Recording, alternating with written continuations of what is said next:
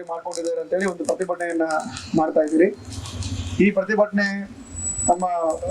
ಬಗ್ಗೆ ಮಾನ್ಯ ಜಿಲ್ಲಾಧಿಕಾರಿಗಳು ಮತ್ತು ಮಾನ್ಯ ಸಚಿವರು ಕೂಡ ಖುದ್ದು ಜಿಲ್ಲಾಧಿಕಾರಿಗಳಿಗೆ ತಿಳಿಸಿ ತಾವಾಗಿ ಅಥವಾ ತಮ್ಮ ಪರವಾಗಿ ಆಗ್ಲಿ ಯಾರಾದ್ರೂ ಪ್ರತಿನಿಧಿಯನ್ನು ಕಳಿಸ್ಕೊಡಿ, ಏನು ಅವ್ರದ್ದು ಮನವಿ ಇದೆ, ಅಹವಾಲ್ ಇದೆ, ಎಲ್ಲವನ್ನ ಕೂಲಂಕಷ ಪರಿಶೀಲನೆ ಮಾಡಿ ಅದಾದ್ಮೇಲೆ ನಮ್ಗೊಂದು ವರದಿಯನ್ನ ಕೊಟ್ಟಲ್ಲಿ ನಾವು ಕಾನೂನು ಪ್ರಕಾರ ಮುಂದಿನ ಕ್ರಮ ಜರುಗಿಸ್ತೀವಿ ಅಂತ ಹೇಳಿ ಭರವಸೆ ಕೊಟ್ಟಿದ್ದಾರೆ. ಹಾಗೂ ಖುದ್ದು ಮಾನ್ಯ ಜಿಲ್ಲಾಧಿಕಾರಿಗಳೇ ಈ ಒಂದು ಸ್ಥಳಕ್ಕೆ ಬರ್ಬೇಕಿತ್ತು. ತಮ್ಗೆಲ್ಲ ಗೊತ್ತಿರೋ ಹಾಗೆ ಚುನಾವಣಾ SIR ಕಾರ್ಯ ನಡೀತಾ ಇರೋದ್ರಿಂದ ಜಿಲ್ಲಾಧಿಕಾರಿಗಳು ಚುನಾವಣಾ ಆಯೋಗದ ಕೆಲಸ ನಿರತರಾಗಿದ್ದು ಅವರ ಪ್ರತಿನಿಧಿಯಾಗಿ ನನ್ನನ್ನ ಇಲ್ಲಿ ಕಳ್ಸಿಕೊಟ್ಟಿದ್ದಾರೆ.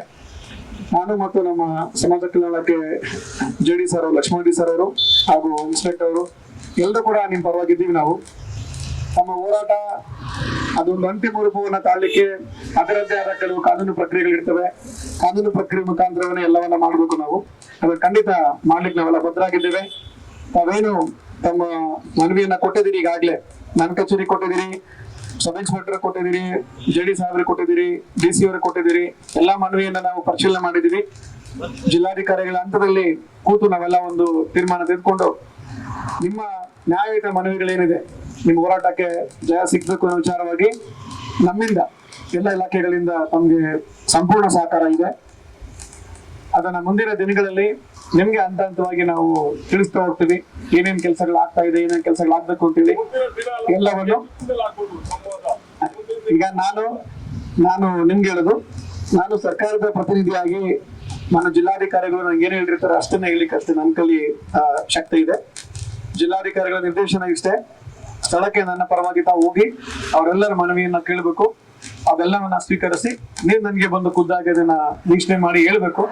ಪ್ರಮುಖವಾಗಿ ಇದು ನನ್ನದೇ ವ್ಯಾಪ್ತಿಯಲ್ಲಿ ಬರೋದ್ರಿಂದ ಬೇರೆ ಆಗಿದ್ರೆ ಓಕೆ, ನೀವೇ ಎಲ್ಲವನ್ನ ಸ್ಟಡಿ ಮಾಡಿ ನೀವು ನನಗೆ ವಿಚಾರವನ್ನ ಮುಟ್ಟಿಸ್ಬೇಕು. ಅದಾದ್ಮೇಲೆ ನಾನು ಏನ್ ಹೇಳ್ಬೇಕು ಅನ್ನೋದಕ್ಕಂತ ನಾಯಕರುಗಳನ್ನ ತಿಳಿಸ್ತೀನಿ ಅಂತ ಹೇಳಿದ್ದಾರೆ. ನಾನು ಇವತ್ತೇ ಹೋಗಿ ಜಿಲ್ಲಾಧಿಕಾರಿಗಳಿಗೆ ಭೇಟಿ ಮಾಡ್ತೀನಿ. ಭೇಟಿ ಮಾಡಿ ನಿಮ್ದೇನು ಮನವಿ ಇದೆ, ನಿಮ್ಮ ಏನು ನೋವೇನು, ನಮ್ಮ ಆಗ್ರಹಗಳೇನು ಎಲ್ಲವನ್ನ ತಿಳಿಸ್ಕೊಡ್ತೇನೆ. ತಿಳಿಸಿ ಜಿಲ್ಲಾಧಿಕಾರಿಗಳು ನಮ್ಗೆ ಏನು ವಿಚಾರ ತಿಳಿಸ್ತಾರೆ ಅದನ್ನು ಕೂಡ ವಿಚಾರ ತಮ್ಗೆ ತಿಳಿಸ್ಕೊಡ್ತೀನಿ. ನಮ್ಮ ಮನವಿಯನ್ನ ಸ್ವೀಕರಿಸಿ ಸರ್ಕಾರಕ್ಕೆ ಮುಟ್ಟಿಸ್ತಕ್ಕಂಥ ಪ್ರಾಮಾಣಿಕ ಪ್ರಯತ್ನ ಮತ್ತು ನಿಮ್ಮ ಹೋರಾಟದ ಜೊತೆಗೆ ನಾವು ಇದ್ದೀವಿ ಅಂತ ಹೇಳ್ತಾ ನನ್ನ ಪರವಾಗಿ, ಸರ್ಕಾರದ ಪರವಾಗಿ ತಮ್ಮ ಏನು ಈ ಒಂದು ಅನಿರ್ದಿಷ್ಟಾವಧಿ ಸತ್ಯಾಗ್ರಹ ಇದ್ದೀರಿ ಅದನ್ನ ಕೈ ಬಿಡಬೇಕು ಅಂತ ಮನವಿಯನ್ನ ಮಾಡ್ತಾ ಇದ್ದೀನಿ. ಹಾಗೂ ತಮ್ಮ ಮನವಿಯನ್ನ ಉಪನಿರ್ದೇಶಕರು, ಸಮಾಜ ಕಲ್ಯಾಣ ಇಲಾಖೆ ಸರ್ ಅವರು ಕೂಡ ಇದ್ದಾರೆ, ಅವರು ಕೂಡ ಅದನ್ನ ಮನವಿಯನ್ನ ತಾವು ಒಂದು ಕಾಪಿಯನ್ನು ಕೊಡಿ. ನಾವೆಲ್ಲರೂ ಕೂಡ ನಿಮ್ ಜೊತೆ ಇದ್ದೀವಿ ಅಂತ ಹೇಳ್ತಾ ಇದ್ದೀವಿ.